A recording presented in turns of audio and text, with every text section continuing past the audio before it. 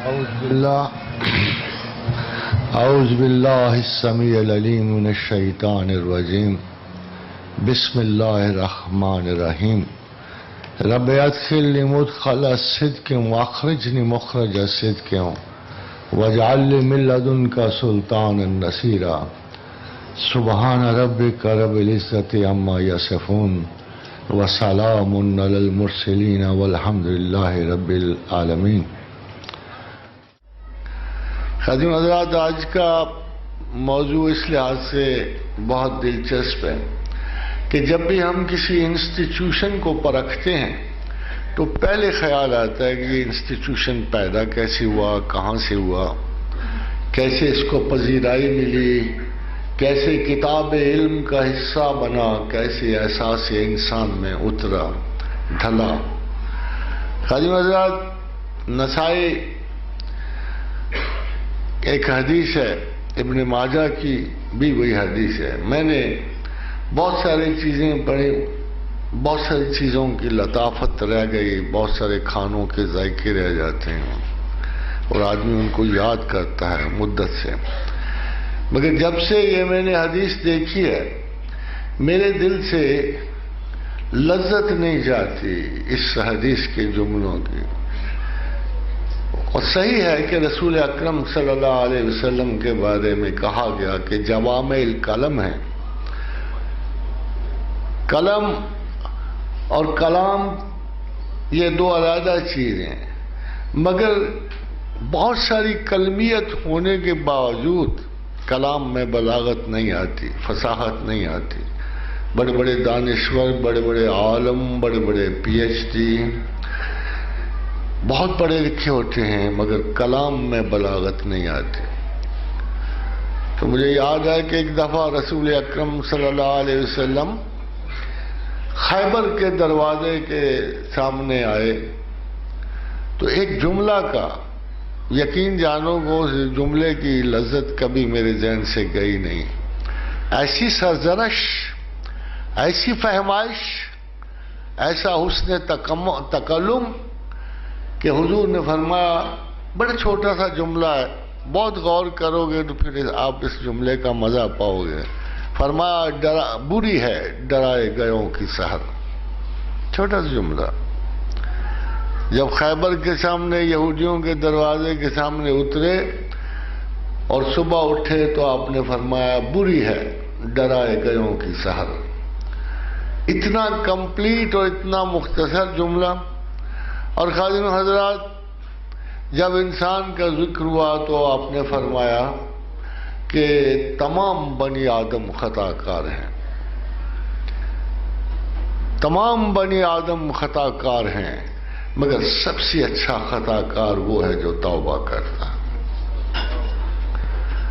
خادم حضرات، کیا ہمارے ذہنوں سے مدت سے پڑا ہوا وہ جبر مولویانہ دور کرنے کے لیے کافی نہیں ہے حدیث؟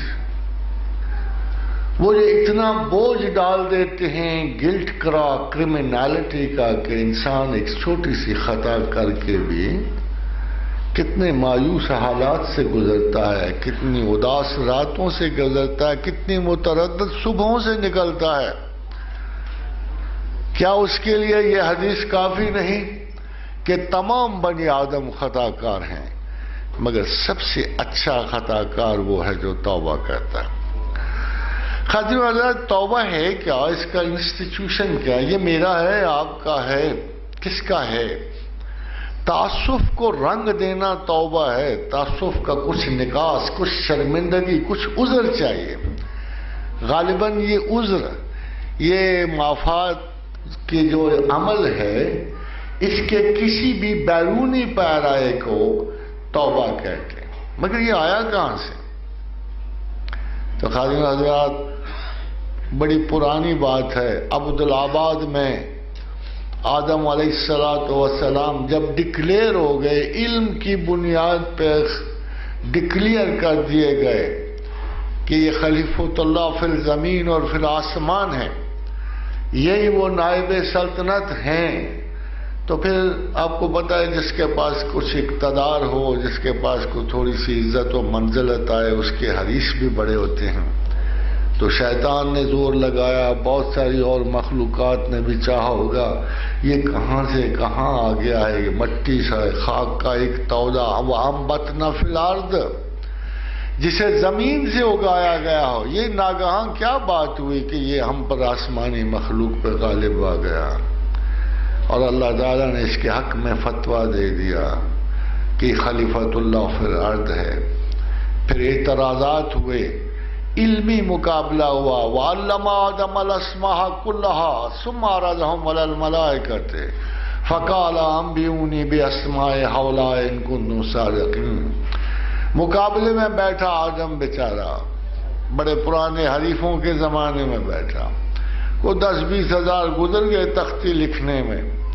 پھر اللہ نے ملائکہ کو بلایا، جنات کو نہیں بلایا، جن اس وقت ملائکہ میں شریک تھے۔ ابلیس لعین جو تھا سردار ملائکہ تھا، آرچ اینجل تھا، آرچ اینجل۔ آرچ اینجل اگرچہ جن تھا مگر آرچ اینجل تھا۔ تو اس مشترکہ مخلوق کو بلایا گیا اور کہا سناؤ تمہیں جو ہم نے تختی دی تھی، وہ علم آدم الاسماء کلھا ثم عرضہم علی الملائکۃ، فرشتوں کو بھی دی تھی تمہیں بھی دی تھی، کیا بنایا؟ فرشتے بڑے سادہ سے بڑے ٹروتھ فل سے مخلوق تھے، وہ شیطان کا مکر و فریب تو نہیں جانتے تھے۔ ان کا ایک سادہ سا اعتراف آیا، سادہ سا، کیا پروردگار عالم ہمیں تو کچھ پتہ نہیں، ہمیں تو صرف اتنا پتا جتنا تو ہمیں بتا دیتا ہے، اس سے زیادہ ہمیں کچھ پتا نہیں۔ اگر آپ غور کریں تو فرشتوں نے آپ کو یہ بتایا، اگر آپ کے دور میں اس کو جج کریں تو انہوں نے یہ کہا کہ وہ lord God we are simple computers. اب ایک کمپیوٹر ہے، ایک دماغ ہے، جو کچھ بھی ہے، اگر اس میں آپ نے ایک سین نہیں ڈالا ہوا، ایک نام ڈالا ہی نہیں ہوا تو کہاں سے آپ کو جواب دے گا؟ اگر آپ سے پوچھ لیا جائے کہ بیٹل آف پلاسی کب ہوئی تھی تو ایک سمپل سا آپ جواب دیتے never read it, never known it, ہمیں تو پتہ ہی نہیں ہے۔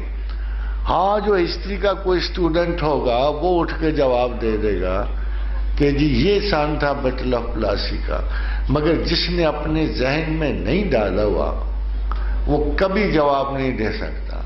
ملائکہ نے سیدھا سادہ سا جواب دیا کہ اے پروردگار عالم، اسیمیلیشن تو نے دی ہی نہیں، ہمیں اشیاء کو بنانا بگاڑنا سنوارنا تو سکھایا ہی نہیں، ہمارے پاس تو میموری ہے ہی نہیں، ہم تو ایک وقتی لمحاتی بات پہ کام کرتے ہیں، ہمارے امپریشنز تو صرف ان احکام تک محدود ہوتے ہیں جو ہمیں ڈے ٹو ڈے سرو کرتا ہے۔ سو ایون آفٹر 10,000 یا 20,000 years ملائکہ کو اس تختی سے کچھ نہیں ملا۔ قال یا آدم انبئکم باسمائکم، اے آدم تو نے کیا کیا اسماء کا؟ پھر تو جو آدم تھا ہی باتونی، آج بھی باتونی ہے، میں بھی باتونی، آپ بھی کچھ باتونی ہے۔ تو یوں لسٹ شروع کی گنانے کی، اس تختی کو اس نے زمین و آسمان میں پھیلا دیا تھا، ہر چیز کا نام رکھ لیا تھا، ہر چیز کی شناخت پیدا کر لی تھی ان اسماء سے۔ تو پروردگار بڑے خوش ہوئے، بڑے نازاں ہوئے اس تازہ ترین مخلوق پہ، اور کہا میں نہ کہتا تھا قال انی اعلم کلکم انی اعلم غیب السماوات والارض واعلم ما تبدون وما تکتمون، کیا میں نہ کہتا تھا کہ میں تم سے بہتر جانتا ہوں کہ میں کس کو یہ حق دے رہا ہوں، کس کو حکومت دے رہا ہوں، کس کو خلافت دے رہا ہوں۔ خادم آزاد مزے سے گزر ہو رہی تھی، ساتھی بھی ایک آ گیا تھا، حضرت آدم کی اداسی بھی کچھ کم ہو گئی تھی۔ اتفاق کی بات یہ دیکھے آپ برا منائیں یا نہ منائیں، آدمی کی صحبت آدمی میں نہیں رکھی اس نے، آدمی کی صحبت اس نے ایک خاتون میں رکھ دی تھی۔ بڑے مزے سے گزر رہے تھے، مگر آخر فتنہ روزگار تھا۔ اب دیکھیے صبح کیا بھائی شیطان نے یہ آگے کہا میاں ہو تو تم بڑے خوش اور وارث ارض و سما بھی قرار پائے ہو، خلیفۃ اللہ بھی ٹھہرے ہو، مگر عمر بڑی تھوڑی ہے، وقت بڑا تھوڑا دیا گیا تمہیں۔ یہ ہم تو جو لوگ ہیں ہم تو کائناتی مخلوق ہیں، ابدی نہ صحیح ازلی نہ صحیح ابدی تو ہے نا، ہم نے تو عبدالآباد تک جیتا رہا، اور تو اور کل کو تیرے بچے بھی ہوں گے، تو تم تو اتنی دیر نہیں جیو گے، تم فنا پذیر لوگ ہو، مر جانے والے ہو۔ وہ بیچاری ماں تھی، اس کو اپنے بچوں کی بہت زیادہ، ابھی آئے بھی نہیں تھے، عورت کا یہ ایک مرض ہوتا ہے نا، ابھی خطرہ آیا بھی نہیں ہوتا اور وہ آگے تک پہنچ جاتی، تو اس کو بڑا افسوس ہوا، بڑا غم ہوا، اور بالآخر شیطان کی اس جال میں الجھے اور بہک گئے، غلط سوچ لیا اور وہ درخت کا پھل کھا بیٹھے۔ خادم حضرات، پھر اللہ نے آواز دی کہ میرے سامنے اتنی بڑی خطا، اتنا بڑا جرم، یہ تو میں نہیں معاف کر سکتا۔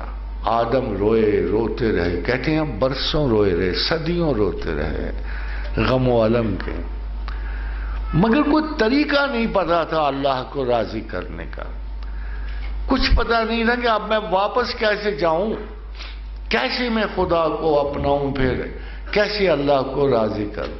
ادھر اللہ کو بھی یہی پرابلم رہا کہ اس کے اپنے پاس تو ہے کچھ نہیں، میں کیا اس کو دوں تحفتاً کہ یہ آخر دوبارہ ہم ایک جگہ ہو جائیں، بندہ اور خدا ایک جگہ ہو جائے، کوئی ایسا پرابلم۔ تو خادم حضرات، حیرانی کی بات ہے کہ اللہ نے القا کیے کلمات توبہ، آدم نے خود سے نہیں لیے، آدم نے کوئی توبہ کا لفظ نہیں چنا، اللہ نے خود القا کیے کلمات توبہ آدم کے سینے پہ۔ تو توبہ کا پہلا سراغ اس وقت ملا جب انسان جو ہے، جب آدم جو ہے، اتنی بڑی حسرتوں کا شکار آدم جو ہے، اتنی بڑی خطا کا مرتکب آدم جو ہے، وہ اتنا پریشان و نزار اور ویران تھا کہ سوائے رونے کے اس کے پاس کوئی کام نہ تھا، اس کے پاس لفظ نہ تھے، خیال کی ترتیب نہیں پا رہے تھے کہ دوبارہ ہمسائیگی پروردگار کے لیے کیا کوشش کروں۔ عین اس سمے اللہ کو رحم آیا، بہت ہی کرم آیا، بڑی محبت آئی اپنے بندے پہ، اور القا کیے کلمات توبہ آدم کے سینے پہ۔ اس لیے کہ انہ تواب الرحیم، کہتے ہیں میں توبہ قبول کرنے والا تھا۔ تو خادم حضرات ذرا غور کیجئے، جس توبہ کے کلمے آدم پہ نازل فرمائے گئے اور وہ کلمات بھی بتائے گئے، ربنا ظلمنا انفسنا وان لم تغفر لنا وترحمنا لنکونن من الخاسرین۔ تو خادم حضرات، جس توبہ کے کلمات اللہ نے نزول فرمائے آدم کے سینے پہ، اب آپ میں سے کوئی ایسا سیانہ بھی پڑھا لکھا بندہ ہوگا کہ وہ اپنے ہی نازل کردہ کلمات کو قبول کرنے سے انکار کر دے گا؟ کوئی ریزن آپ کو نظر آتی ہے کہ اگر کوئی شخص توبہ کرے گا اور ان کلمات عالیہ کے ساتھ جو اللہ نے سینہ آدم پہ القا کیے، اور اس نے چاہا کہ مجھ سے اس انداز میں معافی مانگی جائے، اور اس نے چاہا کہ یہ معافی مانگے اور میں معاف کر دوں، پھر آپ بتائیے کہ کیا اگر کوئی شخص آج بھی توبہ کرے گا تو کیا اللہ تعالیٰ اس کے کلمات کو قبول نہیں کرے گا؟ وہ اپنے ہی الفاظ کو رد کر دے گا۔ Is there any reason for this؟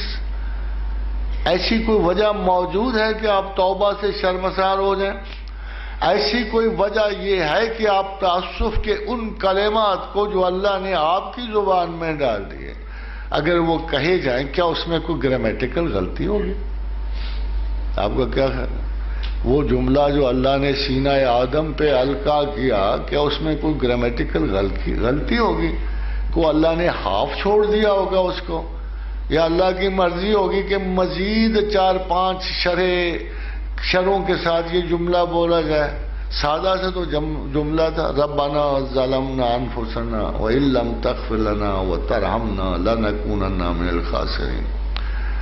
جملہ آخر میں بڑا امپورٹنٹ استعمال، لنکونن من الخاسرین۔ خادم حضرات، ہر گناہ گلٹ نہیں پیدا کرتا، پاگل نہیں ہو جاتا بندہ خطا کر کے، خسارہ ضرور ہوتا ہے۔ خسارہ کس میں ہوتا ہے؟ لقد خلقنا الانسان فی احسن تقویم، انسان کو برابر پیدا کیا گیا، گناہ و ثواب کے بالکل درمیان میں ڈالا گیا، اس کو ایج دے دیا گیا۔ وَنَفْسٍ وَمَا سَوَّاهَا فَأَلْهَمَهَا فُجُورَهَا وَتَقْوَاهَا، نفس انسان کو بالکل درستگی میں بھیجا گیا، اسی پہ تقوی الہام کیا گیا، اسی پہ آپ کے تمام خطا کے خیالات بھی الہام کیے گئے۔ اب اس میں اگر 10-15 سٹیپ آپ ادھر ہو جاؤ گے اور اچھی جگہ کو غلط جگہ سے بھرو گے، یا اچھے خیال کو برے خیالوں سے مکس کرو گے، یا بیرونی اور خارجی دنیا سے آئے ہوئے سمٹمز کو غلط انٹرپریٹ کرو گے اور اس کا جواب غلط دو گے، تو خادم و حضرات یہ گناہ گلٹ نہیں بلکہ خسارہ پیدا کرے گا، آپ نقصان میں چلے جاؤ گے، آپ کو دوبارہ بیلنس کو پلٹنا ہے۔ اسی لیے قرآن حکیم نے گناہ کی بجائے لفظ خسارہ استعمال کیا، وَإِن لَمْ تَغْفِرْ لَنَا وَتَرْحَمْنَا، اگر تو بخشے گا نہیں اور اگر تو ہمارے مغفرت قبول کرنے کا مطلب ہے تو پھر ہم خسارہ ہمارا ختم ہو جائے گا۔ خادم حضرات، توبہ وہ واحد شے ہے جو آپ کے خسارے ختم کر دیتی ہے۔ توبہ ہر صورت قبول کی جاتی ہے، اس کے ناقبول ہونے کا اندیشہ کرنا پروردگار پہ شبہ کرنے کے برابر ہے۔ خادم حضرات، حضرت سیدنا عمر فاروق رضی اللہ تعالی عنہ کا ایک قول مبارک ہے کہ اللہ ہر صورت درود قبول کرتا ہے صلی اللہ علیہ وآلہ وسلم، ہر حال میں درود قبول کرتا ہے، اور اگر درود کے درمیان کوئی چیز مانگی جائے تو وہ رد نہیں ہو سکتی۔ پیکج بن گیا نا، ادھر بھی درود ادھر بھی درود، بیچ میں اگر آپ اپنے کوئی خواہش بھی لڑکا دی تو وہ بھی قبول ہو جائے گی۔ تو اسی طرح یہ توبہ ایک ایسی چیز ہے جسے اللہ نے ہر حال میں قبول کرنا ہے، کیونکہ یہ اپنی دی ہوئی چیز ہے، اس کے اپنے الفاظ ہیں۔ جب ہم یہی الفاظ اس کو واپس کہتے ہیں خلوص نیت کے ساتھ ہم لوٹاتے ہیں، تو سب سے پہلا خیال آتا ہے کہ یہ سب سے بڑا المیہ جو ہمارے اندر پیدا ہوتا ہے کہ آخر وہ کیا چیز ہے جو زمین پر اللہ چاہتا ہے، اور جو اگر نہ اسے ملے گی تو وہ کوئی شے قبول نہیں کرتا۔ ایسی کیا چیز ہے کہ جو زمین و آسمان میں اللہ جو بندے سے متوقع، باقی تمام گناہوں کی وہ پرواہ نہیں کرتا، اس کے لیے اس نے توبہ سے کلین ہی رکھ رکھی۔ قل یا عبادی الذین اسرفوا علی انفسہم لا تقنطوا من رحمت اللہ، باقی گناہوں کو تو صاف کرنے کے لیے اللہ کی رحمت ہی کافی ہے۔ قل یا عبادی الذین اسرفوا علی انفسہم، وہاں بھی اسراف کا لفظ ہے۔ آپ نے دیکھا گناہ اسراف ہے، آپ نے جو چیز جائز خرچنی تھی ناجائز خرچ تھی، آپ نے جو چیز بچا کے رکھنی تھی اس کو خرچ کر دیا، تو گناہ ٹیکنیکلی قرآن کی ٹرم میں گناہ نہیں ہے، اسراف ہے۔ قل یا عبادی الذین اسرفوا علی انفسہم، تمہارے نفس نے، تمہارے خیالات نے، تمہارے زندگی کے معاملات نے بہت ساری غلطیاں کر کے تمہیں خسارے میں ڈال دیا ہے، مگر سب سے بڑا خسارہ تب ہوگا لا تقنطوا من رحمت اللہ، جب آپ اللہ کی رحمت سے مایوس ہو جاؤ، یہ سب سے بڑا خسارہ ہوگا۔ اگر کسی شخص نے یہ کہہ دیا کہ اے بندو میرے تو اتنے گناہ ہیں کہ کبھی معافی نہیں ہو سکتی، تو پھر اس نے خدا پر جبر کیا، زیادتی کی، اس نے اپنے اوپر ظلم کیا، کیونکہ خدا وند کریم یہ فرماتے ہیں ان اللہ یغفر الذنوب جمیعا، کوئی کسر ہی نہیں چھوڑی، لفظ جمیعہ میں کوئی کسی قسم کی ایکسیپشن نہیں چھوڑی، ان اللہ یغفر الذنوب جمیعا۔ میں تمام گناہ معاف کرتا ہوں، جملہ تمام گناہ معاف کرتا ہوں. ان اللہ یغفر الذنوب جميعا. Why? Because انہو هو الغفور الرحیم. تو ہم نے کوالٹی میں چیز کو دیکھنا ہوتا ہے، چیز دیکھیں کون سی بڑی ہے کون سی چھوٹی ہے. تو اللہ تعالیٰ نے اس کی تخصیص بھی قرآن میں کر دی.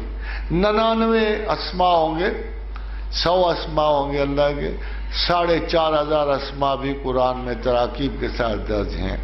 تمام ناموں کی اپنی اپنی مصلحت ہے، عزت ہے، ان کا کرم ہے. زمین و آسمان میں تمام کرشمہ ہائے قدرت انہی اسماء کے مرہون منت ہے. مگر ہم یہ دیکھتے ہیں کچھ ناموں کو خدا نے باقی ناموں پہ تھوڑی سی بزرگی دے دی. هو اللہ الذی لا الہ الا هو عالم الغیب والشہادۃ هو الرحمن الرحیم. هو اللہ الذی لا الہ الا هو الملک القدوس السلام المؤمن المہیمن العزیز الجبار المتکبر سبحان اللہ عما یشرکون. هو اللہ الخالق البارئ المصور له الاسماء الحسنى یسبح له ما فی السماوات والارض. یہ سب اللہ کے اچھے نام ہیں، زمین و آسمان میں سب انہی ناموں کی تسبیح کرتے ہیں. وَهُوَ الْعَزِيزُ الْحَكِيمُ. تو خادم حضرات آپ نے دیکھا کچھ اسماء کو زیادہ معزز کر دیا، کچھ کو مینشن کر دیا. یہ 21 اسماء کو بڑی برکت دی. خصوص فتح الغاب میں سیدنا شیخ عبد القادر جیلانی نے لکھا کہ اگر کسی شخص کو قربت خداوند منظور ہو تو سورہ حشر کی آخری آیات کی تلاوت کرو. سیدنا حضرت ابو درداء کی حدیث کے مطابق جس نے 3 دفعہ اعوذ باللہ السمیع العلیم من الشیطان الرجیم پڑھ کر 1 دفعہ سورہ حشر کی آخری آیات تلاوت فرمائیں تو 70,000 ملائکہ اس کی حفاظت کے لیے متمکن کیے جاتے ہیں صبح سے شام تک. حاضر حضرات اسی طرح اگر کوئی شخص یہ چاہے، یہ دیکھنا چاہے کہ سب سے بڑا اسم وہ کون سا ہے جو زمین و آسمان پہ حاوی ہے تخلیقات کی نسبت سے، بندگان خدا کی نسبت سے، تو پروردگار عالم نے فرمایا کہ میں نے تخلیقات کو پیدا کرنے سے پہلے اپنے اوپر رحمت لازم کر لی. یعنی تمام اسماء کی کارکردگی وہی رہے گی جو ہے، مگر میری رحمت ان تمام چیزوں پہ غالب آ جائے گی. پھر جب رحمت کو خدا تو نہیں بتا سکتا تھا میں کتنا رحمان و رحیم ہوں، بندہ ہوتا تب نہ، کسی پہ ڈیمانسٹریشن ہوتی تو تب نہ، کسی بندے پہ نزول رحمت مکمل ہوتا تو تب نہ. تو پھر اللہ نے ایک دوسرا آفس تخلیق کیا، وَمَا أَرْسَلْنَاكَ إِلَّا رَحْمَةً لِلْعَالَمِينَ. یعنی اللہ کے رسول کی شکل میں اللہ نے آپ کو یہ بتایا کہ میں کتنا رحم کرنے والا ہوں. اگر تمہارا یہ پیغمبر رؤوف اور رحیم ہے اور تمہاری بخشش کی حرص رکھتا ہے اور تمہاری کائنات کو سنوارنے کے لیے یہ اپنے دن اور رات جلا رہا ہے اور زندگی بتا رہا ہے، تو پھر یہ سوچو کہ اگر تمہارے پیغمبر کو کبھی تمہاری خطا پر ناراضگی نہیں ہوئی، اگر ہر وقت تمہارا پیغمبر تمہارے لیے خطا طلب کر رہا، معافی طلب کر رہا، استغفار کر رہا ہے، تو پھر وہ اللہ جو محمد کا بھی رب ہے وہ کتنا مہربان ہوگا. اور آپ کا گناہ کتنا ہوگا؟ چھٹانک کا ہوگا؟ کیا ہوگا؟ کتنے بڑے گناہ کر لوگ، جب سے پیدا ہوئے ہو جب تک مرو گے کتنے بڑے فاسق ہو سکتے ہو، کتنے بڑے فاجر ہو سکتے ہو، کتنے بڑے ظالم ہو سکتے ہو.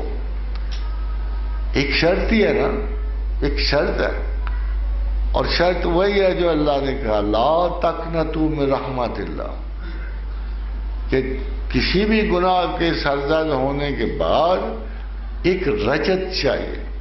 تو جب انسان نے تعقل کو پیدا کیا عقل کو پیدا کیا، انسان کو بخشی، انسان کو جملہ تخلیقات سے معزز کیا، تو ایک شرط لگا، صرف ایک شرط. اب یہ دیکھیں، میں آپ کو یہ بتانا چاہتا ہوں کہ لوگ گناہوں کو کیوں فضیلت دیتے ہیں، وہ اصل کام کو فضیلت نہیں دیتے. تخلیق کائنات کا باعث گناہ و ثواب کی آزمائش نہیں تھی. تخلیق کائنات کا باعث ایک ایسی ہستی تھی جو اللہ کو پہچان سکے. اگر کوئی سنگولر حدیث ہمیں حدیث قدسی موجود ہے جو پرپز آف گاڈ پہ ہے، why did he create us, why did he create us, یہ اصل سوال تھا. تو اصل سوال کا جواب صرف ایک حدیث قدسی سے ملتا ہے کہ جب اللہ نے چاہا، ما احببت ان اعرف فخلقت الخلق لیعرفونی، کہ یوم ازل سے جب اللہ نے اپنی بے شمار تخلیقات کا شرف دیکھا تو اس نے چاہا کہ اسے کوئی اپریشیٹ کرے، میری تخلیقات کی تعریف کی جائے، مجھے تخلیقات کار جانا جائے، مجھے خالق کو باری المصور کی نظر سے دیکھا جائے. جب اس نے یہ تصور، پھر اس نے انسان کے ذمہ کام لگا دیا. یہ کام ممکن نہیں تھا، یہ کام ممکن نہیں تھا. ایک غلام کو کیا پتا تعریف کیا ہوتی ہے؟ ایک اندھا دھند اور بیکار ایک ویل سیٹ روٹین والی تخلیق کو کیا پتا، جس کی ساری چیزیں پہلے سے ریکارڈڈ ہوں گی اس کے جین پر، اور اس کے جین پہ خدا کی شناخت ریکارڈڈ ہی نہیں ہے، تو وہ کیسے تعریف کرے گا؟ اس کے لیے ایک ایڈیشنل کوالٹی چاہیے تھی، ایک خاص صفت چاہیے تھی، ایک اختیار چاہیے تھا، ایک ادائے نو چاہیے تھی، انسان کو عقل چاہیے تھی. پھر ان عرضنا الامانۃ علی السماوات والارض والجبال، پھر ہم نے وہ امانت زمینوں پہ نازل فرمائی، آسمانوں پہ نازل فرمائی، پہاڑوں اور پہاڑوں کی مخلوقات پہ نازل فرمائی. سارے گھبرا گئے جب امانت کو وصول کر کے نہ پہچاننے کا مسئلہ آیا، جو سزا سنائی گی تو سارے ہی ڈر گئے. فَأَبَيْنَ أَن يَحْمِلْنَا وَحَمَلَهَا الْإِنسَانُ وَأَشْفَقْنَا مِنْهَا وَحَمَلَهَا، سارے ہی ڈر گئے. جب انجام دیکھا عقل پانے کا تو سارے ڈر گئے. جب ذہن رضا، جب یہ سیادت ملنی شروع ہوئی تو تمام مخلوقات کو سودا بڑا خسارے کا نظر آیا. It wasn't worth it. جب جہنم دیکھی اور جنت کی دوری دیکھی، ایوارڈ بہت دور تھا، عذاب بہت قریب نظر آیا. فَأَبَيْنَا أَن يَحْمِلْنَا وَأَشْفَقْنَا مِنْهَا وَحَمَلَهَا الْإِنسَانُ، سارے ہی ڈر گئے، ہم سے سیانے نکلے. ہم آج جنہیں گدھا کہتے ہیں نا، وہ ہم سے سیانے نکلے. ہم جنہیں گھوڑا کہتے ہیں نا، ہم سے زیادہ عقل مند نکلے. ہم جنہیں بچھو اور سانپ کہتے ہیں، وہ زیادہ ذہین نکلے. انہوں نے نہ کر دی، انکار کر دیا. جب جہنم کے رستے دیکھے، خطوط دیکھے، اونٹوں کے سائز کے شعلے بڑکتے، تو کہ this is not worth it, risk بہت بڑا، امپاسبل، رسک اتنا بڑا ہے کہ لیا نہیں جا سکتا. وہ حملہ انسان نے آگے بڑھ کے فوراً شوخی بڑھتی، پتہ نہیں کس دن پیدا ہوا تھا، شوخی بڑھتی، ناز میں آئے، حکومت مل رہی تھی، تمکنت مل رہی تھی، غرور تھا. وہ حملہ الانسان، پھر اللہ نے کہا انہ کان ظلوما جہولا، he has underestimated the job, he has overestimated himself. خاتون حضرات، جہاں بندہ اپنے آپ کو اوور ایسٹیمیٹ کرے گا، جہاں جاب کو انڈر ایسٹیمیٹ کرے گا، وہاں خسارہ ہوگا. وہ خسارہ، انڈر ایسٹیمیشن ہی سب سے بڑی خطا ہے جو انسان اپنے کاموں کے بارے میں کرتا ہے. آپ دعویٰ نہیں کر سکتے کہ میں اس سرزمین سے سلامت نکل جاؤں گا، کوئی بھی دعویٰ نہیں کر سکتا، اور تمہارا دشمن تمہیں غیاب میں دیکھ لیتا ہے. تم نہیں اسے دیکھ سکتے، اور تمہارا دشمن تمہاری گھات میں ہے، یہ تمہیں دیکھ لیتا ہے، تمہیں بہکا سکتا ہے، تمہیں اندھے اور بہرے کر کے یہ اپنی طرف سے انسینویشن ان دی برین دے دیتا ہے، یہ ڈیسیشن بدل جائے گا۔ خادم حضرات، سادہ سی بات تو آج نظر آتی ہے، 7 ارب کے قریب انسان ہیں، لے دے کے 1.5 ارب مسلمان ہوں گے، اور اگر اسلامی نقطہ نظر سے دیکھا جائے، زیادہ ریجڈ نہ بھی ہوا جائے، تو 5.5 ارب انسان جو ہے وہ شیطان کے حوالے ہو چکا ہے۔ باقی رہ گئے ہم تھوڑے سے 1.5 ارب مسلمان، اور 1.5 ارب مسلمانوں کو بھی اگر ان کو سنگولرلی دیکھ لیا جائے تو میرا خیال یہ ہے کہ دنیا بھر قائل ہے کہ ہم تو خدا کو نام مان کے خام خواہ پریشان ہیں، خدا کو ماننے والے ہم سے زیادہ کرپٹ لوگ ہیں، یہ سب کو پتا ہے۔ Because we do not believe in God. ہماری توبہ میں اثر کیوں ہو؟ ہمارے واپس پلٹنے میں کیا چیز حائل ہے؟ اللہ نے کیا تعریف کی، شناخت کی، یہ سب کو پتا ہے۔ Because we do not believe in God. ہماری توبہ میں اثر کیوں ہو؟ ہمارے واپس پلٹنے میں کیا چیز حائل ہے؟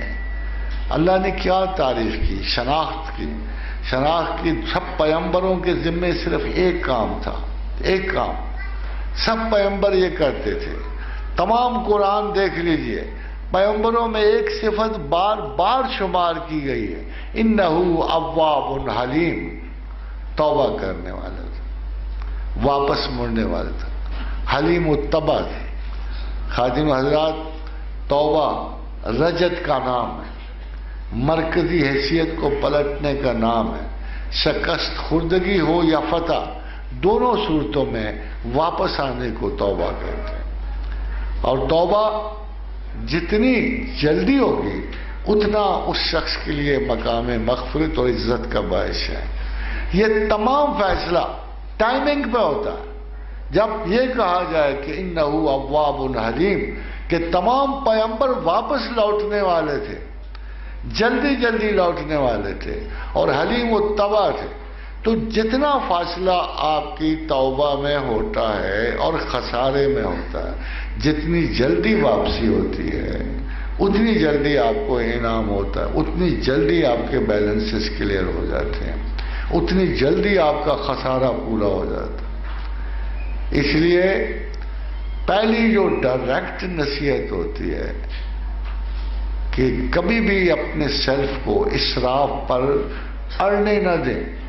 خطا ہے تو قبول کرو، خطا ہے تو اسے فوراً قبول کر کے اس کا مداوع اپنی توبہ میں کرو۔ ایسا نہ ہو، توبہ کا ویسے اوصاف بڑے ہیں، توبہ ہی اصل انسانیت ہے، توبہ ہی مغفرت ہے، توبہ ہی رحمت ہے۔ توبہ کے بغیر کوئی پیر فقیر پیغمبر بھی جو ہیں، حضرت رسول اکرم صلی اللہ علیہ وآلہ وسلم کا ارشاد ہے کہ توبہ کیا کرو، میں دن میں 100 مرتبہ توبہ کر استغفار پڑھتا۔ حضور نے فرمایا میں دن میں 100 مرتبہ استغفار پڑھتا ہوں، کب انگلیوں پہ گن کے، کبھی ویسے۔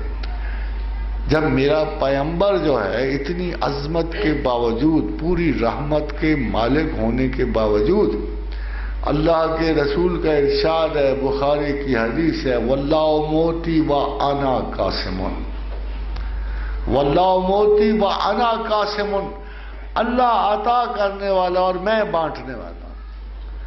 مجھے سمجھ نہیں آئی تھی کہ سٹور کے مالک کے بغیر آپ جاؤ گے کہاں؟ مانگنے کے لیے جاؤ گے، سٹور والا تو ادھر بیٹھا ہوا، اللہ نے تو مال ڈال دیا ایک سٹور میں، اب سٹور کا مالک تو اس نے محمد رسول اللہ کو بنا دیا، آپ ان سے ہٹ کے جاؤ گے کہاں؟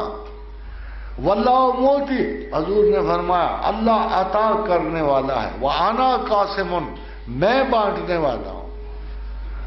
تو پھر آپ کہاں وہ کہہ سکے گا، کو مشرق و مغرب کا کوئی بندہ اسے مردہ کہہ سکے گا؟ وَلَا تَقُولُوا لِمَنْ يُقْتَلُ فِي سَبِيلِ اللَّهِ أَمْوَاتٌ بَلْ أَحْيَاءٌ وَلَكِنْ لَا تَشْعُرُونَ۔ جب خدا کہہ رہا ہے کہ تمہاری عقل کو نہیں پتا وَلَٰكِن لَا تَشْعُرُونَ. بھائی ہر چیز تو نہیں نا اللہ نے تمہیں کھول کے بتا دی ہوئی کہ موت کیسی ہے، موت کے پیچھے کیا ہے، موت کے بعد حیات کیسی ہے. تم اتنے لائق ہوتے خود بخود نہ سمجھ جاتے. یہ جو بڑے بڑے علماء دین جو ہیں ڈسکس کرتے ہیں حضور زندہ ہیں کہ نہیں ہیں، اگر ان کو اتنی عقل ہوتی تو خدا یہ کیوں کہتا وَلَٰكِن لَا تَشْعُرُونَ؟ اگر تم حیات کے اس پیٹرن کو جانتے ہوتے جس پیٹرن سے محمد رسول اللہ کو غجل کیا گیا، ایک پیٹرن سے دوسرے پہ ڈال دیا گیا، تو تم کبھی یہ گلا نہ کرتے کہ وہ زندہ ہیں کہ مر گئے ہیں. اس قسم کی تو گفتگو انسلٹنگ ہے. وہ کیسے محمد رسول اللہ صلی اللہ علیہ وسلم کا امتی رہ سکتا ہے جو انہی کی امت کے 10ویں شہری کو باقاعدہ زندہ سمجھتا اور ان کو مردہ کہتا ہے؟ یہ کبھی پروٹوکول میں آیا ہے؟ یہ تو کبھی نہیں ہو سکتا. This is too wrong a thesis. تو یہی وہ بات ہے کہ ہم آج بھی اگر خدا کی رحمت سے آشنا ہونا چاہیں گے، آج بھی ہم اس توبہ کا خسارہ دور کرنا چاہیں گے، تو ہمیں شفاعت رسول کی ضرورت نہ ہو. شفاعت رسول کی ضرورت نہ ہو. وہ جو صاحب کرامت ہے، جو صاحب رحمت ہے، وَمَا أَرْسَلْنَاكَ إِلَّا رَحْمَةً لِلْعَالَمِينَ.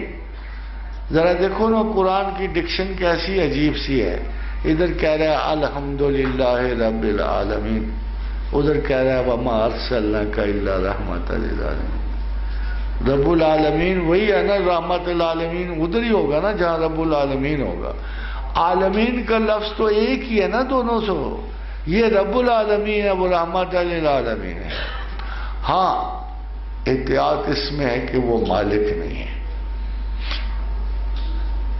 وہ مدار المہام ہے، وہ منتظم ہے، وہ بانٹنے والا ہے. وداؤٹ پراپر کوئی شخص بھی بغیر پراپر چینل کی کائنات بالا کے رشتوں کو نہیں جان سکتا. ادب کا مطلب یہ نہیں ہے کہ آپ سیدھے کھڑے ہو کر اللہ اللہ پکارنا شروع کر دیں. آپ کبھی بھی نہیں پا سکتے. اب پھر ادھر ہی آؤ گے کہ اللہ نے کہا کیا، کون سی کتاب میں کہا، کہاں سے بیلنس ہوئے، کیا خطاؤں کے رینکس ہیں، کیا جزاؤں کے رینکس ہیں. اور اگر یہ سارے حق بھی نہ پورے کر سکیں تو پھر خسارہ کیسے پورا ہوگا؟ پھر خسارے. حضرت کعب بڑی تسبیحات کرتے تھے ہمارے لوگوں کے اندر، تو اللہ کے رسول نے فرمایا کعب درود پڑھا کرو. فرمایا یا رسول اللہ 1/3 کر دوں؟ فرمایا اور پڑھا کرو. کہا یا رسول اللہ میں نصف کر دوں؟ فرمایا اور پڑھا کرو. فرمایا یا رسول اللہ درود ہی نہ پڑھا کرو؟ فرمایا کفایت کرے گا. ایک تسبیح جو تمام تسبیحات کو کفایت کرتی ہے، فرمایا درود کفایت کرے. خادم حضرات، اللہ کو توبہ سے تھوڑی سی دلچسپی ہے بندوں کی توبہ کرنے سے. ایک تو اس نے ایک انہیرنٹ فلا رکھ دیا نا آپ سب کے بیچ میں، بڑے مزے کی آیت. ویسے آدمی سوچتا ہے کہ دیکھو ہمارا ایڈوانٹیج کہاں سے نکل رہا ہے. الذین یجتنبون الکبائر الاسم والفواحش. ایڈوائز ہے اگر تم بڑے گناہوں سے پرہیز کرو، بڑے بڑے گناہوں سے، اس میں قتل انسان سب سے بڑا گناہ ہے. اگر تم بڑے گناہوں سے پرہیز کرو، یا الذین یجتنبون الکبائر الاسم والفواحش الا اللمم، چھوٹے چھوٹے تم کرو گے. یہ کوئی اور نہیں کہہ رہا، خود خدا کہہ رہا ہے. لم کہتے ہیں چھوٹے وقفے کو، چھوٹے وقفے کو. تو چھوٹے چھوٹے گناہ تو کرو گے، مگر خادم حضرات دیر از اے پوائنٹ ان اٹ. لم کہتے ہیں وقفے کو. کچھ خطائیں ایسی جو چھوٹے وقفوں کے لیے ہوتی ہیں.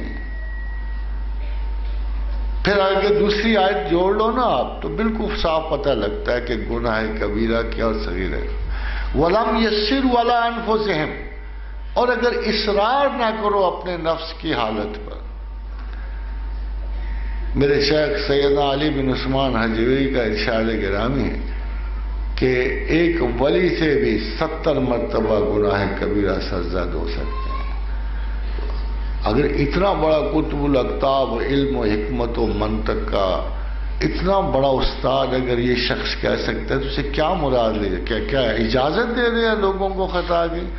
نو ناٹ ایٹ آل. اگر آپ غور کرو تو اضطرابی گناہ، وقتی گناہ، یہ مستقل سوچوں کو خراب نہیں کرتے ہیں، یہ تعصفات پہ کے ریٹرن کرتے ہیں. مگر جس گناہ کے آپ مکمل عادی ہو جاؤ، اس کے لیے تعویلات آپ کے پاس جمع ہو جائیں، تو وہ آپ کی جسمانی خطا سے بڑھ کر آپ کا ذہنی گناہ بھی ہو جاتا ہے. اور جب ذہن میں اس کمپیوٹر میں فلاح آ جائے، خادم حضرات ہمارے سب کے کمپیوٹر میں تھوڑے تھوڑے آتے ہیں، گڑبڑ ہوتی ہے، وائرس لگتا ہے. مگر افسوس یہ ہے کہ اس وائرس کو دور کرنے کے لیے جب ہم مذہب کو چنتے ہیں تو مذہب بھی وائرس زدہ ہوتا ہے. نتیجہ یہ ہوتا ہے کہ ایک مستقل بیڈ ڈیمیجنگ جو ہے ایک مرض ہم میں پیدا ہو جاتا ہے جو ہماری قبروں تک ہم سے جدا نہیں ہوتا. اس قسم کی خطائیں جو ہیں وہ بہت بری ہیں. اس قسم کے خسارے کبھی پر نہیں ہوتے. دیرفور یہ کہا گیا کہ ایک پہچان تو سب سے بڑے خسارے کی ہے کہ آپ مستقل اس پہ قائم ہو جاؤ. ایک پہچان ہے یہ کہ وہ خطا جس کو آپ مستقل حرز جان بنا لو اور دوست بنا کے اس کو پالتے رہو اور بڑی دیر تک ولم یسر ولم، ہاں اگر تم اصرار نہ کرو تو بڑے سے بڑا گناہ بھی صغیرہ ہے، اور اگر تم اصرار کر کے مستقل کرتے جاؤ تو چھوٹے سے چھوٹا گناہ بھی کبیرہ ہو جاتا ہے. That is the only recognition of گناہ کبیرہ اور صغیرہ. جب رسول اکرم صلی اللہ علیہ وسلم کنویں میں پاؤں لٹکائے بیٹھے تھے، حضرت ابوذر ساتھ تھے، معاذ بن جبل ساتھ تھے، تو فرمایا جس نے دل سے ایک مرتبہ لا الہ الا اللہ کہہ دیا اس کے تمام گناہ معاف ہو گئے اور دوزخ کی آگ اس سے دور ہو گئی. تو حضرت ابوذر نے پوچھا یا رسول اللہ صلی اللہ علیہ وسلم کیا گناہ کبیرہ بھی؟ حضور خاموش. پھر آپ نے یہ پڑھا، پھر کہا کہ جس شخص نے ایک مرتبہ دل سے لا الہ الا اللہ کہہ دیا اس کے تمام گناہ معاف ہوئے. پھر انہوں نے پوچھا یا رسول اللہ کیا گناہ کبیرہ بھی؟ جب تیسری مرتبہ کہا تو ان کا تمہاری ناک خاک آلود ہو، چاہے وہ زنا ہو، چاہے وہ قتل ہو، چاہے وہ کچھ بھی ہو، جس نے ایک دفعہ دل سے لا الہ الا اللہ کہہ دیا اس کے تمام جملہ گناہ معاف ہوئے اور کبھی بھی اسے دوزخ کی آگ چھو نہ سکے گی. خادم حضرات مسئلہ یہ کیا ایسی وجہ دل سے لا الہ الا اللہ کہنے دی؟ Again I will take you back to the same old commitment.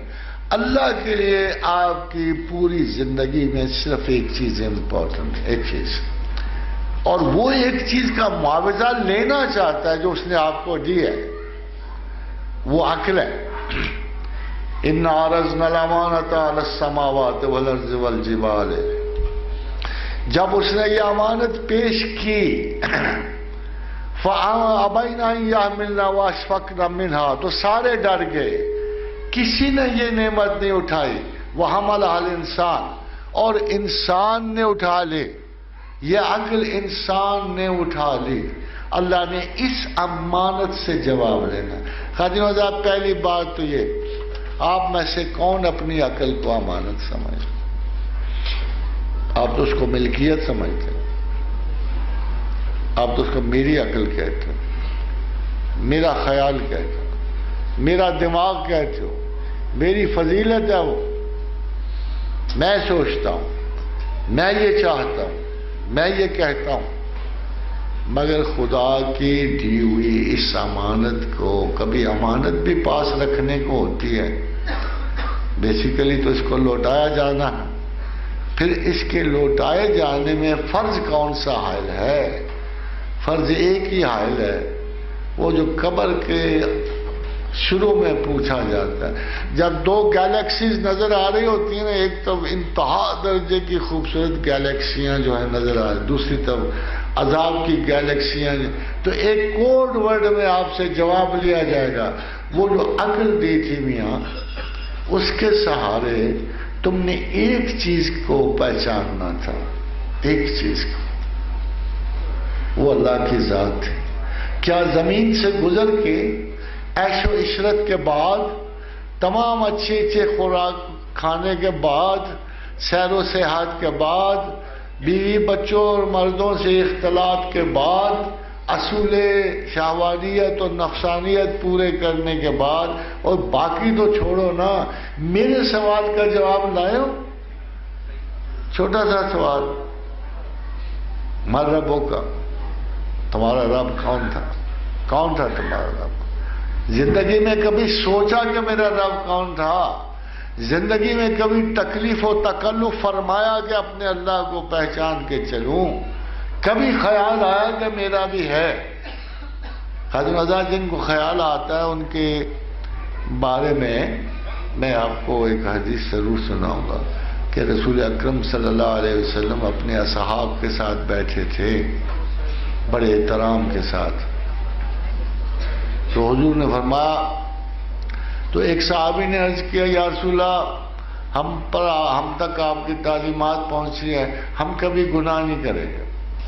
تو اللہ کے رسول کا چہرہ سرخ ہو گیا غصے سے، کہا تم یہ کہتے ہو کہ تم کوئی گناہ نہیں کرو گے؟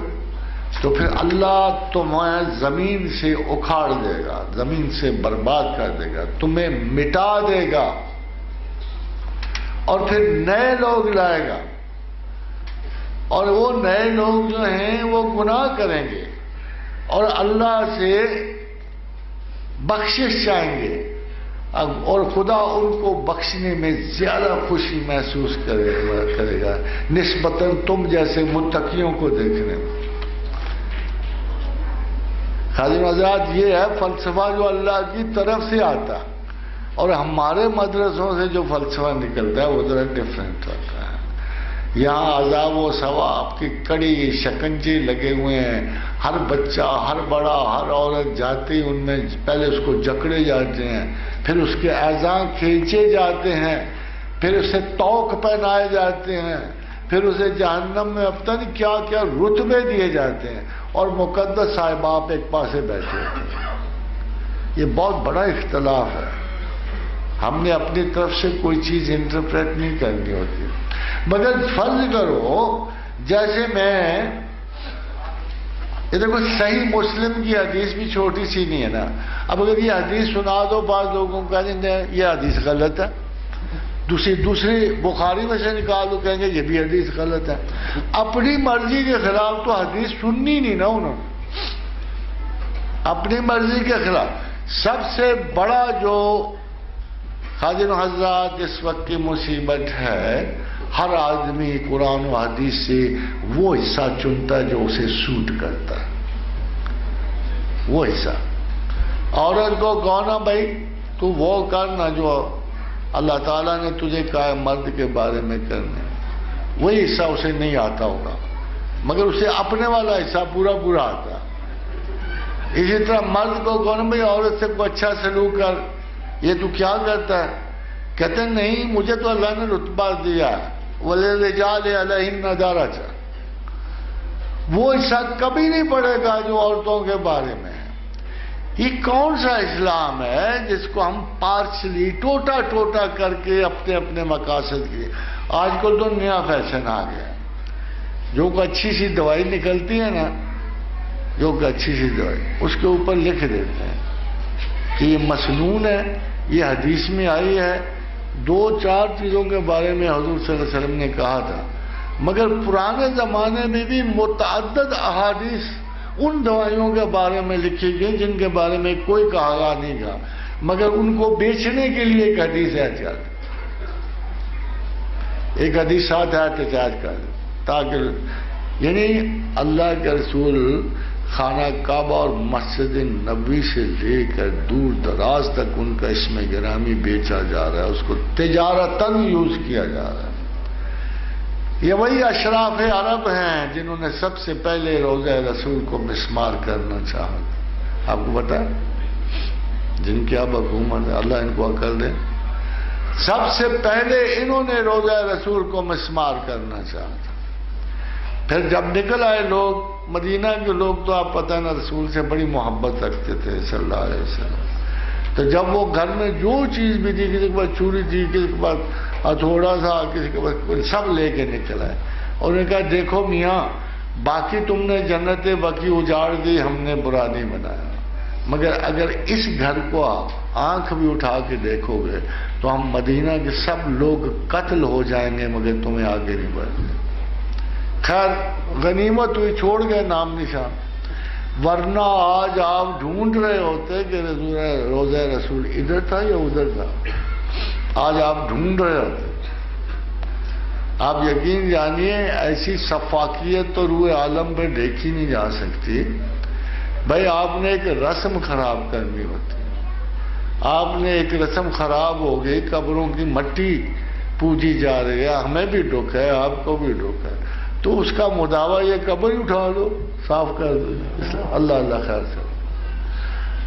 حضرت عمر کا دیکھو، حضرت عمر فاروق رضی اللہ تعالیٰ جب بیعت رضوان کو نکالا تھا تو صرف اس وجہ کہ منتیں مانی جا رہی تھیں، بڑے چڑھاوے دیے جا رہے تھے، وہ تو بیعت رضوان کو ایک بت بنا لیا تھا انہوں نے۔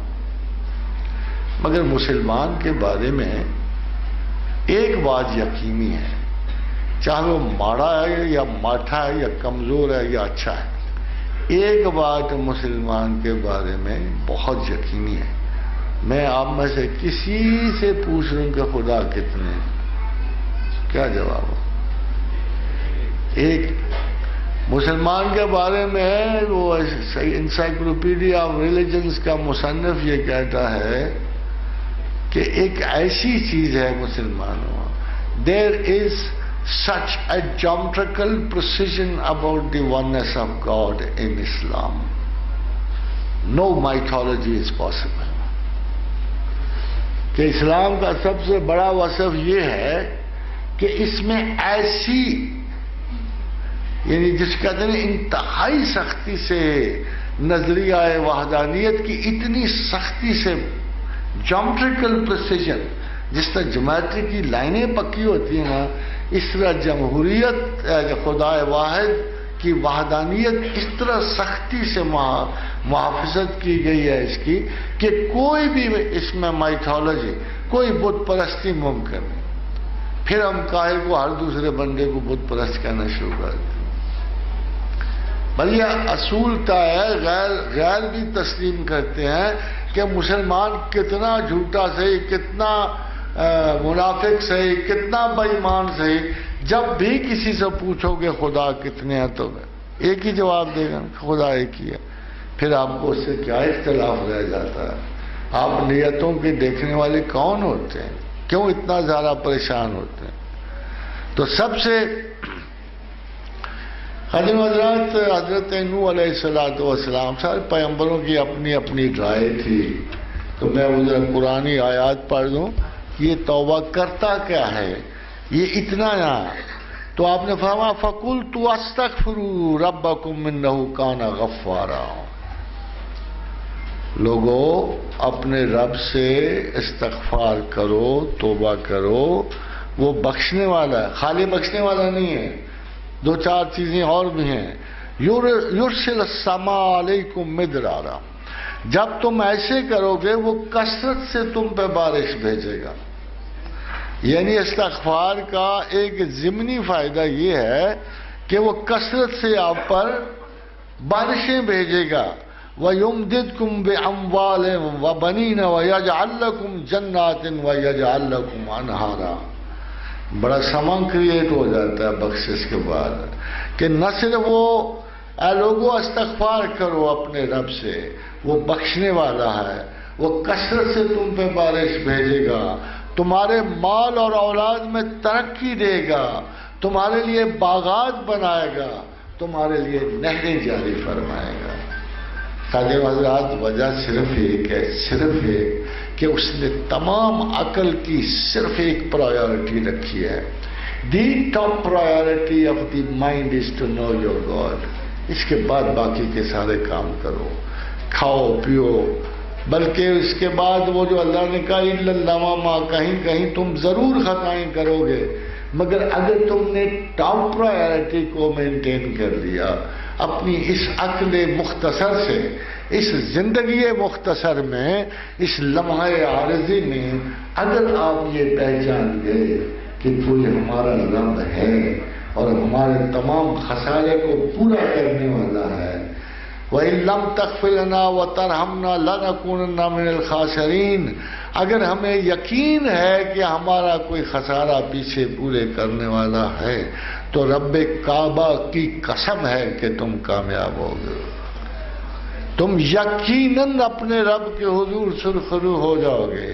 میں اپنی طرف سے نہیں کہہ رہا تھا، میں اس کی دو مثالیں حدیث رسول سے ضرور دوں گا۔ یہ ایسے نہیں کہا اس نے کہ یا ایھا الذین آمنوا توبوا الی اللہ توبۃ نصوحا، توبہ کرنے کے لیے، کیونکہ اس کے ایڈوانٹیجز ابھی آپ نہیں جانتے۔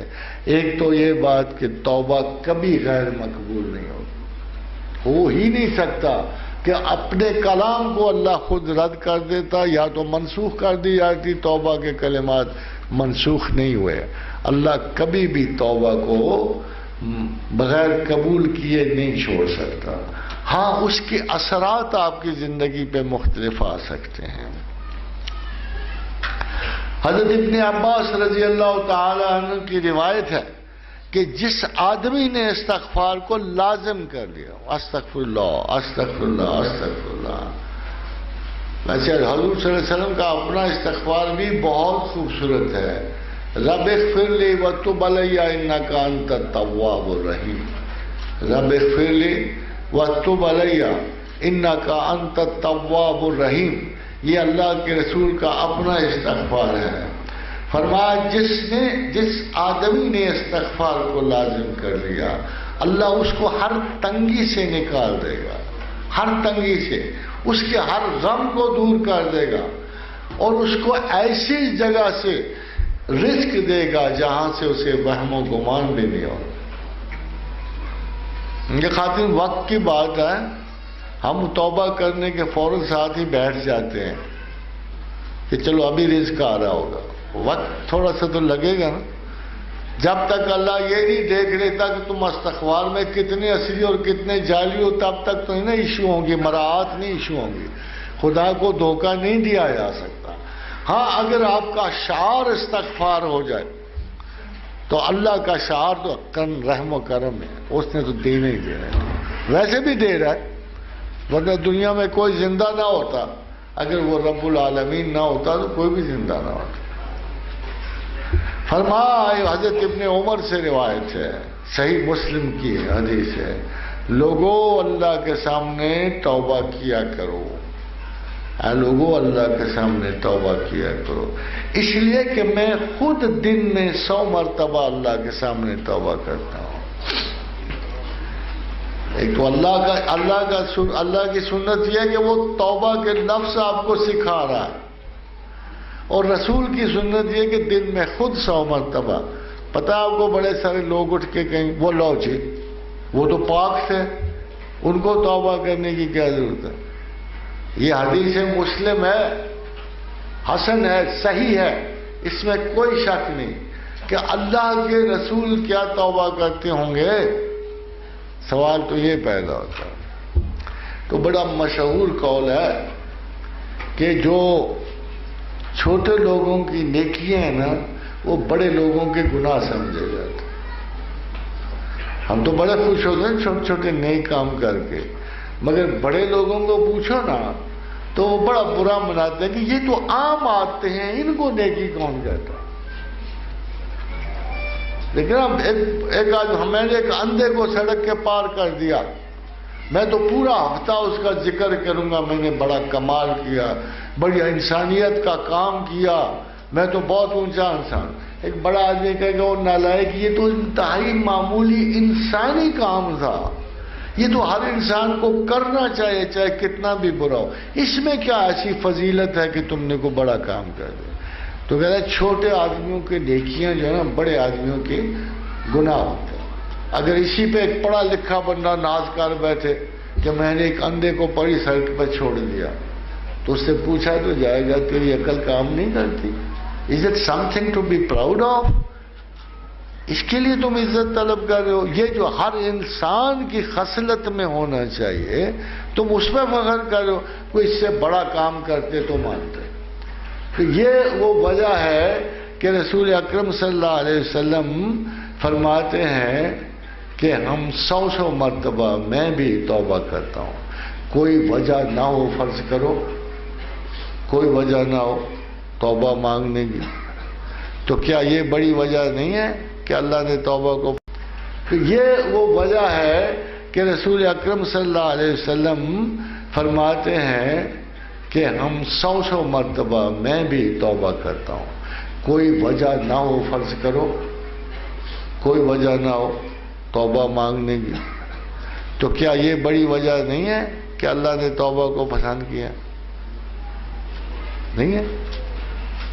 اگر مجھے پتا ہو کہ اللہ کو توبہ کرنے والے زیادہ پسند ہیں تو میں گناہ کروں نہ کروں توبہ تو ضرور چاہوں.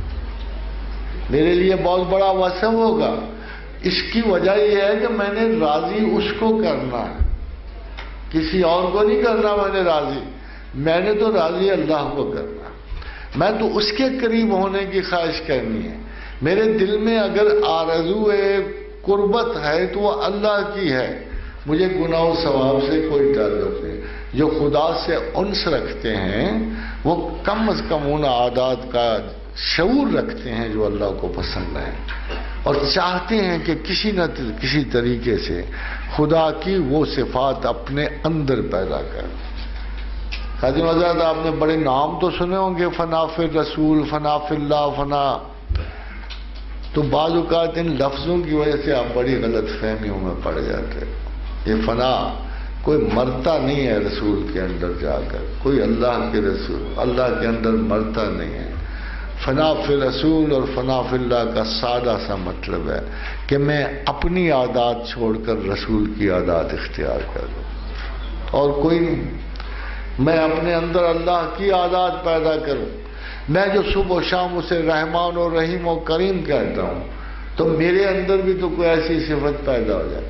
میرے اندر تو صفت ہے غضب کی، قہر کی، ظلم کی. اگر میں خدا میں فنا ہونا چاہتا ہوں تو میں ان عادات سے گریز کرنے کے لیے. لوگ کہتے ہیں تسبیح کیوں کرتے ہو؟ ایک تو اللہ کو پسند ہی بڑی ہے، اتنی زیادہ پسند ہے کہ زمین و آسمان میں اس سے زیادہ پسند کوئی چیز نہیں ہے. فرمایا اتل ما اوحی الیک من الکتاب، قرآن کی تلاوت کرو. بڑے لوگ کہتے ہیں تسبیح قرآن پڑھنا ہے، تسبیح نماز. ہم بھی جانتے ہیں قرآن بھی ذکر ہے، نماز بھی ذکر ہے، واقم الصلاۃ لذکری. مگر قرآن نے ان دونوں کو علیحدہ کر دیا ہے. اتلو ما اوحی الیک من الکتاب، قرآن کی تلاوت کرو، واقم الصلاۃ، اور نماز قائم کرو.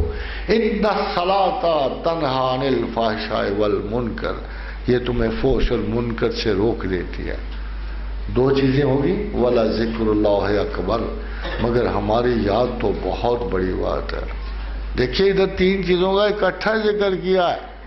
قرآن کا ذکر کیا ہے، نماز کا ذکر کیا ہے، مگر یہ فرمایا کہ ولا ذکر اللہ اکبر، مگر ہماری یاد تو بہت بڑی بات ہے. میں حیران ہوں خواتین حضرات کہ وہی بات ہے، ایک آیت اپنے لیے اٹھا لیتے ہیں. بس جب ہم ان کو کہتے ہیں، ہم کہتے ہیں یار دیکھو تم جو بھی ہو اعتراض کرنے والے، اگر تم یہ کہو نا قرآن اللہ کا ذکر ہے تو ہم بھی مانتے ہیں کہ اللہ کا ذکر ہے. ہم قرآن پڑھتے ہیں، نماز پڑھتے ہیں، دونوں اذکار، مگر یہ جو تیسرا ذکر ہے زیادہ کرتے ہیں، ولا ذکر اللہ اکبر، مگر ہماری یاد تو بہت بڑی بات ہے. اس لیے ہم تسبیح کرتے ہیں. سبح اسم ربک الاعلی، سبح اسم ربک العظیم. یہ وہ چیزیں ہیں جن کی خدا نے 7 مسبحات 6 مسبحات تخلیق کیا آپ کو پڑھنے کو، جس میں تلقین ہی تسبیح کرنے کی. اور ایک دو صورتیں تو ایسی ہیں کہ اللہ نے قرآن میں دی ہیں کہ جن کو اگر آپ ایک مرتبہ پڑھو تو 1 مرتبہ پڑھنے کا ثواب خواتین و حضرات 1000 مرتبہ دوسری آیات پڑھنے کے ثواب کے برابر ہے. اور ایک تو یہ سورہ حشر کی ہے، اور دوسری حامیم تنزیل الکتاب من اللہ العزیز العلیم غافر الذنب وقابل التوب شدید العقاب ذی الطول لا الہ الا هو العزیز لا الہ الا الیہ المصیر. ان آیات کو مسبحات میں یہ 2 آیات ایسی ہیں جن کو پڑھنے کا ثواب کم سے کم 1000 آیات کے برابر ہے. اتنے چھوٹے چھوٹے سے تو نسخے ہیں، ایک ہی دفعہ دن میں پڑھ کے نکل جاؤ، آپ کا کم از کم بنیادی خرچہ تو نکل آئے گا نا، 1000 مرتبہ اس کا ثواب ملے گا. تو اور دیکھو کتنا آسان ہے، جہاں خطرہ زیادہ وہاں صلہ زیادہ. مسجد میں نماز کا کیا صلہ ہوگا؟ وہ 2 4 10 جماعت کے ساتھ پڑھنے کا 70 گنا زیادہ بڑھ جاتا ہے، کئی پڑھنے کا آہستہ ہو جاتا ہے. مگر اگر تم بازار میں سے گزرتے ہوئے لا الہ الا اللہ لا شریک لہ لہ الملک ولہ الحمد یحیی و یمیت حی لا یموت وہو علی کل شیء قدیر، اگر غلطی سے یاد آ جائے اور آپ پڑھ دو تو 10 لاکھ نیکیوں کا ثواب ہے. 10 لاکھ. اتنا مسجد میں نہیں ہے، ادھر 10 لاکھ نہیں. بھائی جدھر مقابلہ زیادہ، جدھر ہر جگہ جھوٹ چل رہا ہو، فراڈ چل رہا ہو، جعلسازی چل رہی ہو، جہاں مکر و فریب کی چادریں تنی ہوئی ہوں، جہاں بات بات میں خدا کی جھوٹی قسم اٹھائی جا رہے، وہاں اللہ کو یاد کرو تو 10 لاکھ کا دعا. مسجد میں تو ہوتا ہی اللہ اللہ، اس میں آپ کو اتنا زیادہ ایڈوانٹیج نہیں ہے. چلتے پھرتے فذکر اللہ، دیکھیں اتنا کبھی اللہ واضح ہوتا ہے، میں حیران ہوں پھر بھی ہم اس پہ جگڑتے ہیں. وَإِذَا قَضَيْتُمُ الصَّلَاةَ، جب تم نماز پڑھ چکو نا، فَإِذَا قَضَيْتُمُ الصَّلَاةَ فَاذْكُرُوا اللَّهَ قِيَامًا وَقُعُودًا وَعَلَىٰ جُنُوبِهِمْ، جب تم نماز پڑھ چکو نا تو پھر اللہ کو یاد کرو کھڑے بیٹھے کروٹوں پر. فَإِذَا قَضَيْتُم مَّنَاسِكَكُمْ، جب تم باقی کام پورے کر لو، فَاذْكُرُوا اللَّهَ كَذِكْرِكُمْ آبَاءَكُمْ، ایسے یاد کرو جیسے اپنے آبا و اجداد کو کرتے، او اشد ذکر، ذرا زیادہ کر دو تاکہ اللہ تمہیں سے. یہ وہ تعلق ہے جو توبہ سے رجوع میں آتا ہے. یہ وہ تعلق آپ کو خدا تبھی یاد آ سکتا ہے اور توبہ تبھی کی جا سکتی ہے جب آپ اللہ کے ٹچ میں رہو گے. ہماری دیکھو یہ برین جواب نہیں نکال سکتا اس چیز کا جو اس میں ہم نے ریکارڈ نہیں کیا. لوگ کہتے ہیں تسبیح کیا ہے؟ خاتون حضرات، تسبیح اس برین میں اللہ کا ریکارڈ مہیا کرنا ہے تاکہ مصیبت کے وقت، عزلت کے وقت آپ کو وہاں سے جواب مل سکے. آپ کے پاس اسٹور ہاؤس ہی نہیں ہے جواب کا، آپ کو پاس ڈیٹا نہیں ہے اللہ کا. جب ڈیٹا نہیں ہے تو خدا کی طرف سے آپ کو جواب بھی نہیں ملے گا. تو یاد اور توبہ میں زیادہ فاصلہ نہیں ہے. حضرت انس بن مالک نے ایسی اچھی خوبصورت مثال دی ہے کہ اللہ اپنے بندوں کی توبہ پر اتنا خوش ہوتا ہے، اتنا زیادہ خوش ہوتا ہے جیسے جنگل میں کسی کو کھویا ہوا اونٹ مل جائے. جیسے کسی وہ کیا ہے، بڑے خوبصورت شعر ہے نا، رات یوں دل میں تیری بھولی ہوئی یاد آئے، جیسے ویرانے میں چپکے سے بہار آ جائے. تو اصل میں انسان کی جلتی ہوئی کائنات میں، اجڑتے ہوئے لمحوں میں جب اللہ کی یاد کے ساتھ یاد آنا ضروری ہے نا، تبھی توبہ کرو گے نا. تو پھر انسانی حیات کے ذرے ذرے پہ بہار چھا جاتی ہے. آنسوؤں کی رمق جو ہے صحراؤں میں شبنم کے قطروں کی طرح گرتی ہے اور دلوں میں گداز میں اضافہ ہوتا ہے اور دوستی اور محبت کا سراغ ملتا ہے۔ ندامت توبہ سے ہے، توبہ ندامت سے ہے۔ اگر کسی شخص کو اپنی کسی غلطی پہ ندامت ہو، وہ توبہ کے مترادف ہے۔ اور اللہ اور میرا خیال یہ ہے کہ یہ سب سے کم ہلکا پرت ہے توبہ کا، نادم ہونا، شرمسار ہونا۔ کس سے؟ آپ نے کبھی وہ غالب کا شعر سنا کہ ڈھانکے کفن نے داغے عیوب برہنگی۔ ہم تو ہر حال میں برے گندے سڑے ہیں۔ اب بایولوجیکل دیکھو، اس طرح میں نے بہت سارے ایسے مقامات پہ انسان کو دیکھا، مجھے شرمندگی ہوئی ہے کاش میں انسان نہ ہوتا۔ جب میں اسپتالوں میں گیا، میں نے کہا کیا حشر کرتے ہیں نا انسانوں کا، مرد اور عورتوں کا، تو دل کہتا ہے کاش انسان ہی نہ ہوتے، جانوروں کی طرح کہیں گل سڑ گئے ہوتے ہیں۔ اس لیے کہ ہر حال میں انسان اپنی اسرت حال پہ ہوتا، ہر چیز میں کمی ہے، ہر شے میں کسی نہ کسی شکست و خسارے کا گماں ہوتا ہے۔ یہ تو غالب نے اچھا کہا ہے، ڈھانپے کفن نے داغے عیوب برہنگی،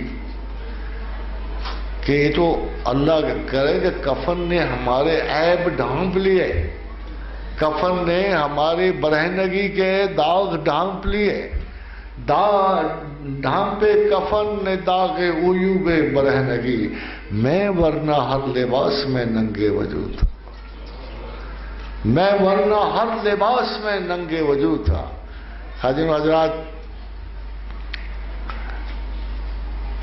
الندم و توبہ، ندامت ہی توبہ ہے۔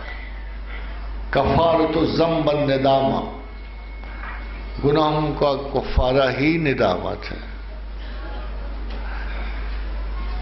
جو جیسے میں نے آپ کو شیخ حجویر کی بات سنائی، وہ جناب صدیق اکبر کے اس قول سے مشتق ہے کہ جو شخص استغفار کرتا رہتا ہے وہ گناہ پہ اڑنے والا شمار نہیں ہوتا۔ اس کے برعکس ایک عجیب و غریب خیال ہے ہمارے علماء حاضر کا کہ دیکھو جی کیا سمجھا ہوا ہے، مذاق بنایا ہوا ہے انہوں نے، گناہ کرتے رہتے ہیں پھر توبہ کر لیتے ہیں۔ اصل میں ہمارا جتنا معزز طبقہ ہے ریلیجس لیڈرز کا، یہ انہوں نے صرف مذہبی علوم کی تلقین نہیں کرنی ہوتی، انہوں نے خدا سے مختلف ٹھیکے بھی لیے ہوتے ہیں بہت سارے۔ کسی مولوی نے اللہ سے عذاب کا ٹھیکہ لیا ہوتا ہے، یہ میں نے لوگوں کو دینا ہے کہ کانٹریکٹ بیسس میں۔ یہ اچھی بات کیوں نہیں بتاتے؟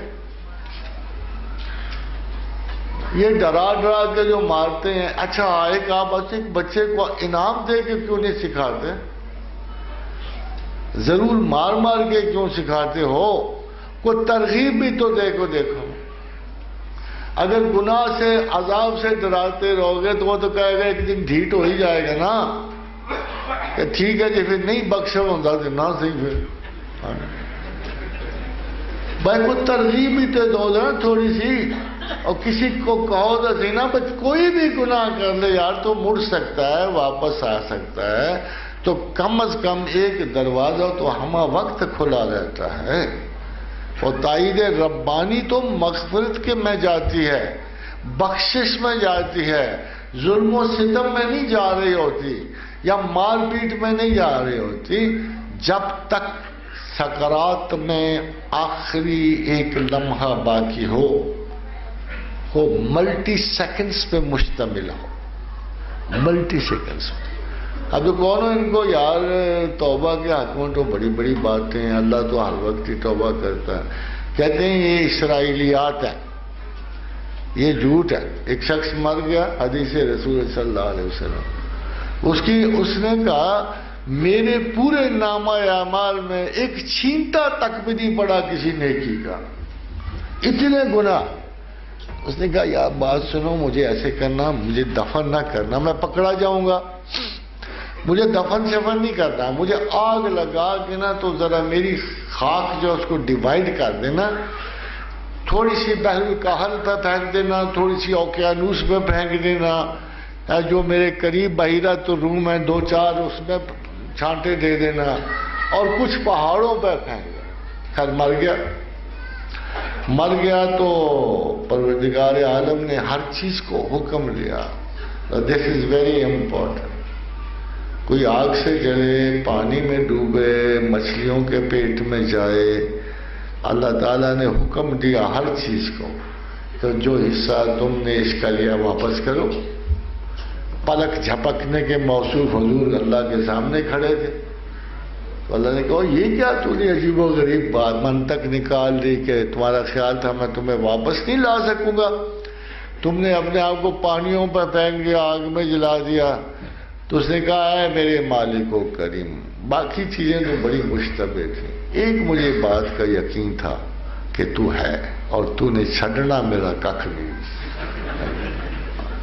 کہا یا اللہ مجھے پکا یقین تھا کہ تو ہے، اور میرے یاد میں ہی کوئی نہیں تھا کوئی نیکی، میں عذر کرنے بھی قابل نہیں تھا، تو اس لیے میں نے کہا کہ چلو میں اس طرح وصیت کر جاؤں تاکہ میں پکڑا نہ جاؤں۔ تو اللہ نے سے کہا یار بات سن، یہ یقین ہے تجھے، اتنا یقین تھا میں ہوں؟ کہتا ہے یا اللہ باقی تو پتہ یقین تھا کہ نہیں، یہ تھا کہ تو ہے ضرور۔ اس نے کہا یار ایسے اچھے یقین والے کو میں کیسے مار، جا تجھے بخش دیا۔ کہا ایسے اچھے یقین والے کو، بھئی لوگ گناہگار ضرور ہوتے ہوں گے، لوگ خطاکار ضرور ہوتے ہوں گے۔ کیا فرمایا رسول اللہ صلی اللہ علیہ وسلم نے؟ حضور نے فرمایا کہ آدم کی اولاد تمام خطاکار ہیں، مگر سب سے اچھا خطاکار وہ ہے جو توبہ کرتا ہے۔ مگر ہمارے اتنے سارے خسارے ہیں، اتنے سارے، ہم اللہ کو کیا سمجھو؟ اللہ میاں کو شائلاؤ کے اوپر بیٹھا ہوا، کوئی جوز بیٹھا ہوا، تمہارے خساروں کے تول کے تمہیں بخشش دے گا، رحم کرے گا۔ اس نے کہا میرے ہاتھ، وہ یہود کہتے ہیں اللہ کے ہاتھ بند ہیں، تھوڑی چھوٹی سی چیز ان میں سے نکلتی ہے۔ اللہ کہتے ہیں ان فاسقوں اور فاجروں سے کہو کہ تم کنجوس ہو، میرے ہاتھ مغلولہ نہیں ہے، میرے ہاتھ کشیدہ نہیں ہے، میرے ہاتھ بند نہیں ہے، کائنات اور زمین و آسمان کے خزانے میرے ہاتھوں میں ہیں، جدھر چاہوں بانٹوں، جدھر چاہوں تقسیم کروں۔ ہاں جو مجھے مانتا نہیں اس کو میں کیسے دے دوں، جو مجھے جانتا ہی نہیں اس کو کیسے دے دوں؟ تو supreme task of the human intellect is to know God. This is the top priority of every human mind. اس پر کوئی سمجھوتا نہیں کرتا، بس ایک گناہ نہ کوئی کرے تو۔ ان الشرک لظلم عظیم، وہ ظلم ہے شرک کرنا، مگر ایک بہت بڑا گناہ ہے جو زمین و آسمان میں قدر یعنی خیر کا باعث اگر کوئی نہیں بن سکتا تو وہ گناہ ہے کہ آپ خدا کو جانو ہی نہیں، مانو ہی نہیں۔ اس لیے تمام جملہ گناہوں کے بعد بھی ایک جملہ ضرور آئے گا کہ جس نے دل سے ایک مرتبہ لا الہ الا اللہ کہہ دیا اس پہ اللہ نے نار دوزخ حرام کر۔ وما علینا الا البلاغ۔ Thank you very much. Thank you.